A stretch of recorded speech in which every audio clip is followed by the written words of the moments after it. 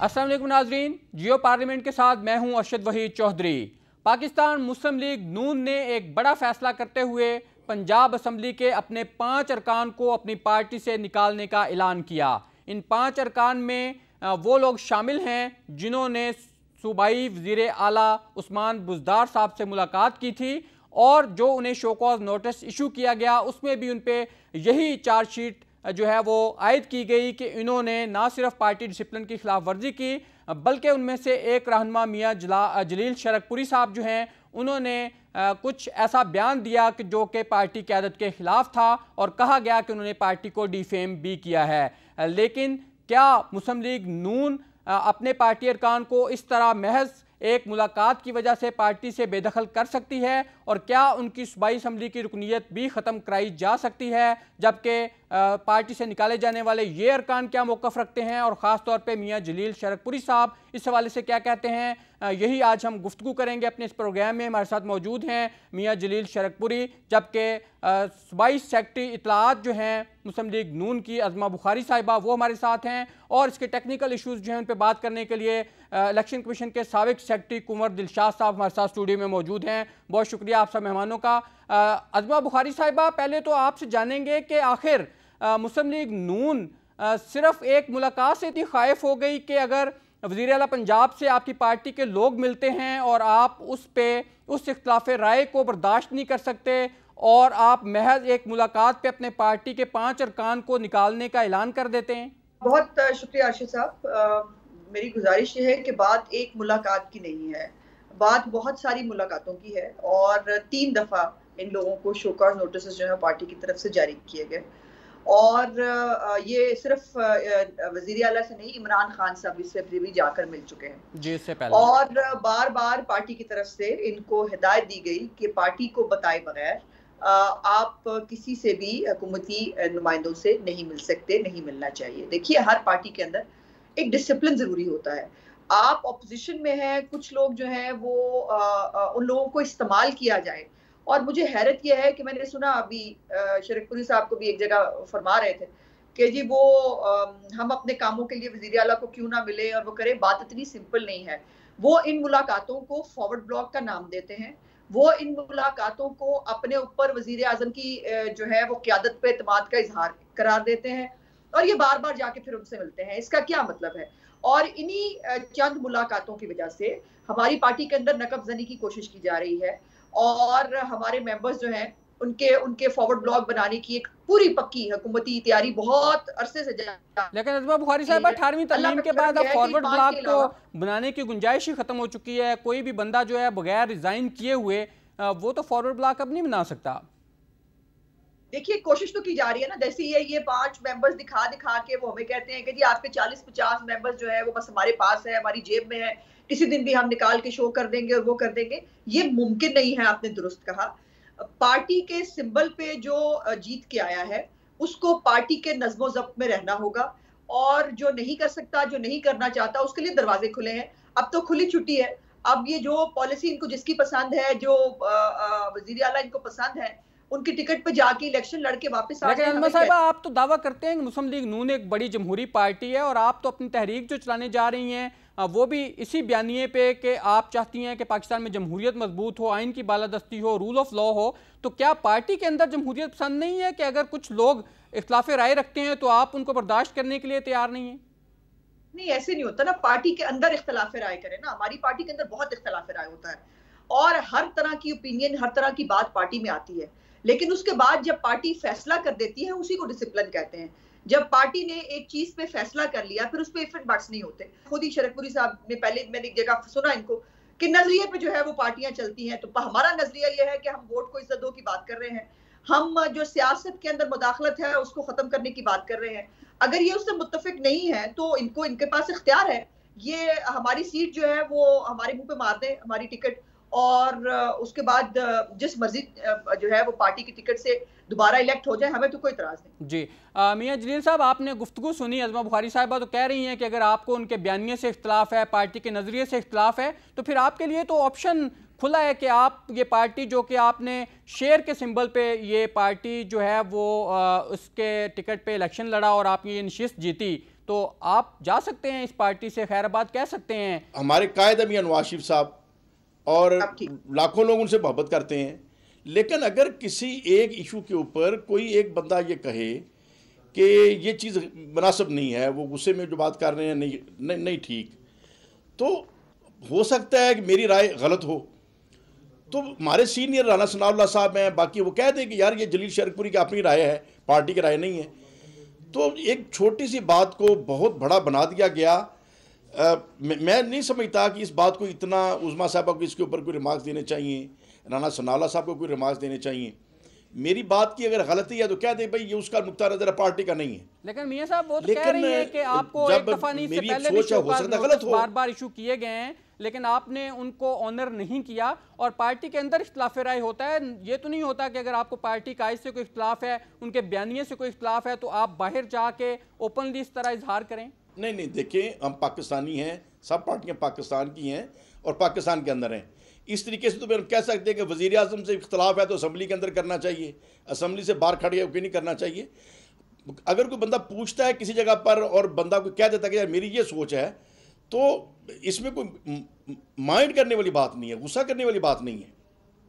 लेकिन आप नहीं समझते कि आपने जो सीट जीती है वो आपने शेर के निशान पे जीती है, वो वोट जो है वो आपके कायद नवाज शरीफ की वजह से पड़ा है। तो आपको नहीं लगता ये अखलाकी तौर पे कि अगर आपको पार्टी के किसी बयानिए से इख्तिलाफ है, उनकी पॉलिसी से इख्तिलाफ है, आप ये कहते हैं कि एहतजाजी तहरीक भी नहीं चलानी चाहिए, तो फिर आप अपना रास्ता अलग करें, उनको खुदाफिज कहें, वो पार्टी की जो सीट आपने उनके नाम पे जीती है वो वापस कर दें। अपने कायद से मोहब्बत है तो क्या मेरा ये फ़र्ज नहीं है कि मेरे कायद का कोई फैसला ऐसा हो जो मैं समझूँ मुनासिब नहीं है तो मैं अर्ज़ करूँ कि ये गैर मुनासिब है, इसका हमारे मुल्क को फ़ायदा नहीं होगा, नुकसान होगा। लेकिन कायद से मोहब्बत झगड़े वाली तो बात ही नहीं है, मेरी तो समझ से बाहर है। मोहब्बत क्या ये तकाजा नहीं करती कि अगर वो कायद आप मानते हैं उन्हें और वो आपको ये हुक्म देते हैं कि ये मेरा रास्ता है, इस पे चलना है, तो आप उस रास्ते पे फिर नहीं चलेंगे? नहीं, अंबिया के अलावा किसी का हुक्म हरफ आखिर नहीं है। आपने ये भी फरमाया कि जो मुहाजराई की पॉलिसी है इस वक्त पाकिस्तान उसका मुकम्मल नहीं हो सकता, एहतिजाजी तहरीक का टाइम मुनासिब नहीं है, तो मतलब ये है कि जो मेरी ये राय है जी आपकी राय है। लेकिन अगर नवाज शरीफ के जो फॉलोअर्स हैं वो चाहते हैं कि उनका बयानिया दुरुस्त है, तो आप इसका एक लिटमस टेस्ट बड़ा सादा है कि आप अपने हल्के में एक जलसा रख लें। आप कहेंगे जी मैं बतौर मियां जलील शरकपुरी एक जलसा करता हूं और मैं समझता हूं कि नवाज शरीफ का बयानिया दुरुस्त नहीं है, मुझे उससे इख्तिलाफ है, तो उसमें फैसला अवाम कर देंगे कि नवाज शरीफ का फैसला दुरुस्त है या आपका उसमें बयानिया दुरुस्त है। नहीं, मैं ऐसा माहौल नहीं बनाना चाहता जो अपने कायद के लिए एक परेशानी का बायस बने। ये बात नहीं, मैं राय देने के तो हक है, बस बात तो इतनी सी है। मुझे जरा मौका दीजिए। जी उज़मा साहिबा। पहले तो शरकपुरी साहब से मेरी गुजारिश है, जो सवाल मैंने पहले किया था कि आप 4-5 लोग जो है एक दफा, 2 दफा, 3 दफा, फिर आप तस्वीर खिंचाते हैं बड़े शौक से, फिर प्रेस रिलीज आती है, इत्तेमाद का इजहार किया, फिर हुकूमत कहती है हमने फॉरवर्ड ब्लॉग बना दिया, तब आपके कायद की तौहीन नहीं होती। तब आपके कायद की तौहीन नहीं होती कि जिनको आप कायद कहते हैं। लेकिन वो एक मुझे अजीब ये है कि शरकपुरी साहब खुद अपने घर में यकीनन बड़े होंगे, और बड़े जब एक फैसला कर देते हैं तो इखलाकी तौर पर भी और शरई तौर पर भी वो हुक्म जो है वो वाजिब होता है अपने छोटों के लिए। मुझ जैसे और शरकपुरी साहब जैसे जो है वो सैकड़ों पार्लियामेंटेरियंस हैं जो मियां नवाज शरीफ की शेर की टिकट पे जो है वो जीत के आते हैं, और ये पार्टी वोट बैंक उनकी अमानत है। अब अगर पार्टी के कायद ने जिनसे ये बहुत मोहब्बत करते हैं, उन्होंने एक फैसला किया है कि हमें पाकिस्तान की ये कोई महाजराई की बात नहीं है, लेकिन वो कहते हैं कि इख्तिलाफ करने का हक उनका है। इख्तिलाफ करने का हक उनका तब तक है जब तक फैसला ना हो जाए। हम ये भी जानेंगे, और हमारे साथ सेक्रेटरी इलेक्शन कमीशन जो साबिक हैं कुंवर दिलशाद वो भी मौजूद हैं, कि क्या जिस तरह आपने उन्हें शोकाज नोटिस दिया और उसके बाद आपने पार्टी से बेदखल करने का ऐलान कर दिया, तो ये क्या टेक्निकली किया जा सकता है, इस पर भी हम गुफ्तगू करेंगे, लेकिन यहाँ लेंगे एक ब्रेक।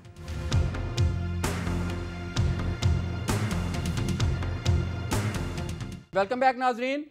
जी कुंवर दिलशाद साहब, आपने गुफ्तगू सुनी, तो ये जो मुस्लिम लीग नून की तरफ से स्टेप लिया गया, आप समझते हैं ये टेक्निकली जस्टिफाइड है? इस तरह किसी भी पार्टी के रुकन को आप जो है वो पार्टी से बेदखल इस तरह कर सकते हैं, और क्या इन पे डिफेक्शन क्लॉज जो है वो लागू होती है? क्योंकि मेरी तो अंडरस्टैंडिंग के मुताबिक वो नहीं हो रही। ये तो पार्टी की क़यादत की होता है कि आपके खिलाफ उसके ख्यालात से या उनकी पॉलिसी से इख्तलाफ करेंगे तो वो पार्टी का जो कायद जो है वो निकाल सकता है। अब हम आते हैं नीचे, अभी 2010-11 में 2010 में पाकिस्तान मुस्लिम लीग क्यों के चंद अपने नुमाइंदे थे, कौमी असम्बली के मेंबर थे, उन्होंने इस्तीफ़ा दिया जैसे आपने इंट्रोडक्शन में से बताया, और इस्तीफ़ा देने के बाद उन्होंने फिर पीपल पार्टी के टिकट से दोबारा इंतखाब लड़ा। जी बिल्कुल, ये 2010 की बात है। जब आप पार्टी की क़यादत से इख्तलाफ करेंगे तो फिर आपको मुस्तफ़ी होना पड़ता है, जैसा कि आपने इंट्रोडक्शन में से बताया। अब आइए कानून की तरफ।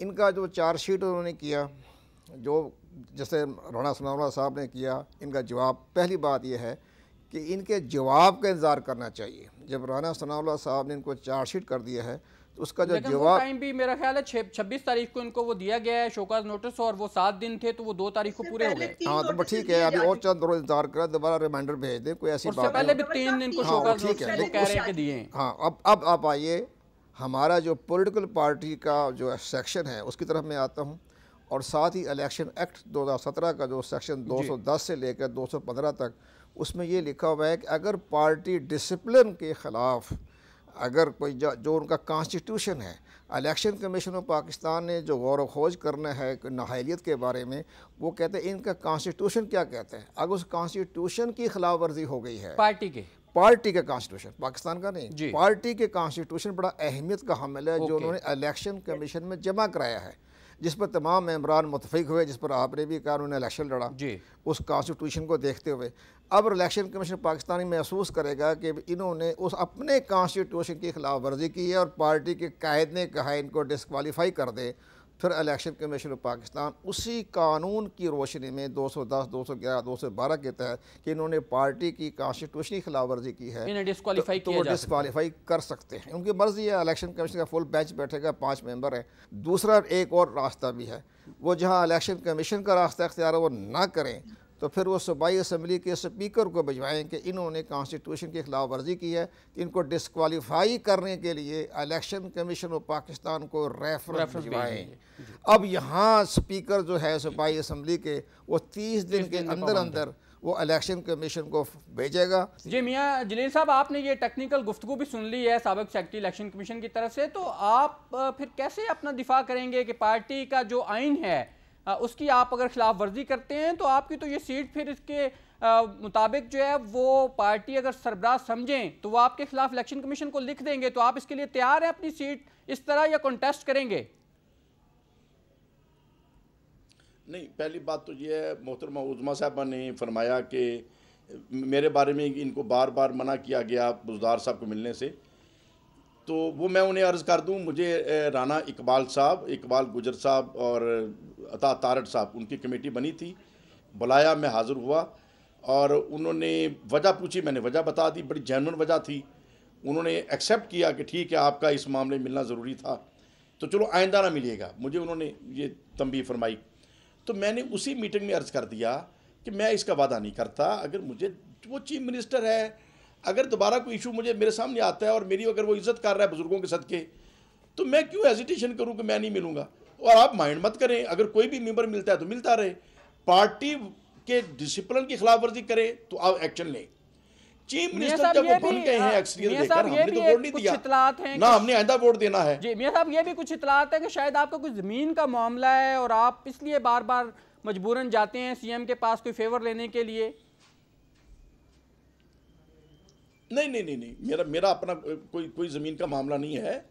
वो हज़रत शाह मोहम्मद गौस रहमतुल्लाह अलैह का मिज़ार का एक औकाफ का नजायज़ नोटिफिकेशन था, जिसकी वजह से ज़मीन उन्होंने हथिया ली, तो वो एक मेरे पास आए कि जी देखें हमारे साथ ज़्यादती हुई और अदालत ने उनके हक़ में फ़ैसला कर दिया, पर गवर्नमेंट उनको वापस नहीं कर रही थी। तो मुझे कहने गवर्नर साहब को कहें, चौधरी सरवर साहब के साथ हमारा एक बरादरी का रिलेशन भी है, मोहब्बत करते हैं। मैं उन्हें गवर्नर साहब के पास ले गया, गवर्नर साहब ने कहा कि मेरा तो कोई इख्तियार नहीं है, मैं चीफ मिनिस्टर से आपकी मुलाकात कराता हूँ, अब उससे बात करें। तो गवर्नर चौधरी सरवर साहब ने मेरा टाइम बना दिया। तो जब मैं बुज़दार साहब को मिला हूँ तो एक एक्स्ट्रा ऑर्डिनरी चीज़ आई कि वहाँ लोग बैठे थे मिलने के लिए, तो सबको आवाज़ आ रही थी, हाँ जी अब आपका टाइम हो गया, अब आपका टाइम हो गया।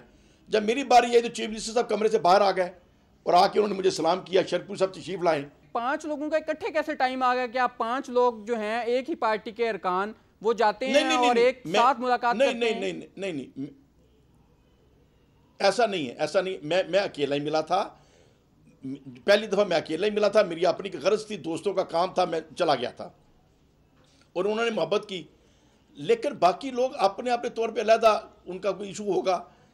पार्टी ने हम सबको नोटिस इकट्ठे दिए, इसमें ये बात ठीक है। एक तस्वीर सामने आई है, सबने देखी है, उसमें तो आप 5 और लोग खड़े हुए मैंने हैं। अपना नुक्ता नजर कहा, मैंने कहा मेरा किसी से कोई इत्तेहाद नहीं है, किसी के साथ ग्रुपिंग नहीं है, मेरा वन मैन शो है, मेरा अपना एक इशू है। जब आप खड़े होकर पब्लिकली ये कहते हैं कि नवाज शरीफ साहब जो हैं वो कोई आमिर नहीं है कि उनके साथ बात नहीं की जा सकती, पार्टी जो है किसी खानदान की जागीर नहीं है, जब आप ऐसी बातें पब्लिकली करेंगे तो फिर तो माइंड करेगी पार्टी। नहीं, मेरे मुंह से अगर पहली बात, नवाज शरीफ साहब को डायरेक्ट मैंने ऐसा लफ्ज़ नहीं कहा, ये किसी ने गलत रंग दिया होगा, मैं उनका एहतराम करता हूँ।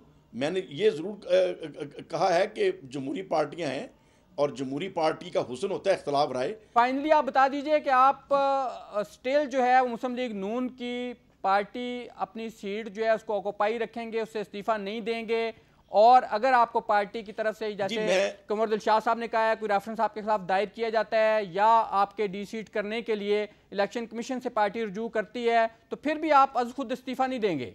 देखें, इस्तीफा तो तब मैं दूं जब मैं खुद अनसेटिस्फाइड हो जाऊं। अभी तो मुझे नोटिस मिला है और 7 दिन के लिए, और मैं उसका जवाब अर्ज करूंगा बड़े एहतराम के साथ, और मुझे उम्मीद है कि हमारे सीनियर सेटिस्फाइड हो जाएंगे, इंशाल्लाह ताला ये मसला हल हो जाएगा। क्यों अजमा बुखारी साहिबा आप सेटिस्फाई हो जाएंगी? जो फैसला करेंगे वो करेंगे, या बस पार्टी ने फैसला कर लिया है? जो करना है शेर ने करना है, मैंने क्या करना है?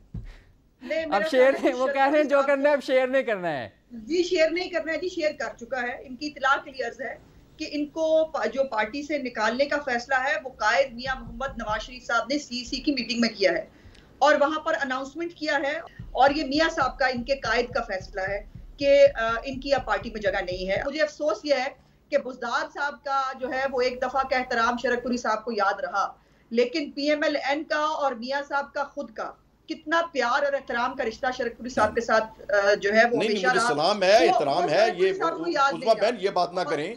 मियां साहब का हमें बहुत एहतराम है, इसमें कोई शक वाली बात नहीं है, लेकिन इख्तलाफ राय बड़े अदब के साथ किया जा सकता है, उसको आप एहतराम के खिलाफ ना समझें। साहब, मियां नवाज शरीफ की पार्टी है, उनका फैसला चलेगा, उनकी पॉलिसी चलेगी, उनकी पॉलिसी जो भी है, जो तहरीक का उन्होंने फैसला किया है, जो वो पाकिस्तान की डायरेक्शन को दुरुस्त करने की बात कर रहे हैं, जो लोग उसके साथ हैं वो हमारे साथ होंगे, जो नहीं है उनकी पार्टी में जगह नहीं है। ये मेरे अल्फाज नहीं है, मियां साहब के अल्फाज हैं।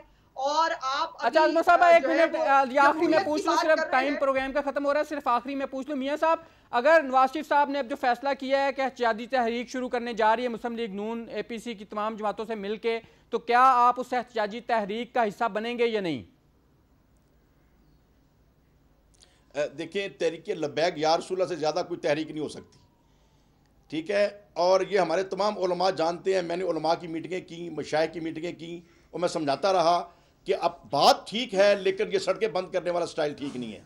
तो जब मैं एक मजहबी इशू के ऊपर जो हमारा ईमान का हिस्सा है वो नारा दुरुस्त था, लेकिन मैं उस तहरीक का हिस्सा नहीं बना। ठीक है, आपका जवाब मिल गया कि आप तहरीक का हिस्सा नहीं बनेंगे। बनना मैं समझता हूं ये इंतशार बढ़ाने वाली बात है, इसका मुल्क को फायदा नहीं है। अजमा बुखारी साहिबा, ये तो तहरीक का हिस्सा भी बनने नहीं जा रहे, तो फैसला आप लोग कर चुके हैं, लेकिन मैं आखिरी आपसे ये जानना चाहूंगा कि अगर मियां जलील साहब, उनके 4 दूसरे साथी हैं, इस तरह के और आपके पार्टी अरकान जो हैं, वो इस वक्त जो आप लोगों का बयानिया है, आप लोगों का नजरिया है, अगर उस पर चलने के लिए तैयार नहीं होते तो आप क्या जो भी इख्तिलाफ राय करेगा उसको इस तरह पार्टी से बेदखल कर देंगे? जी, पहले तो इमरान खान साहब यही एहतजाजी तहरीक ही चलाते रहे हैं, इसके ऊपर तो शरकपुरी साहब ने कुछ नहीं कहा। उनके जो पिछले हमारे दौरे हुकूमत में वो करते रहे। ये बड़ा कैटेगोरिक फैसला है जी पार्टी का और मियां मोहम्मद नवाज शरीफ साहब का। जिसको इस तहरीक के अंदर हिस्सा लेना है वो मोस्ट वेलकम हमारे साथ होगा।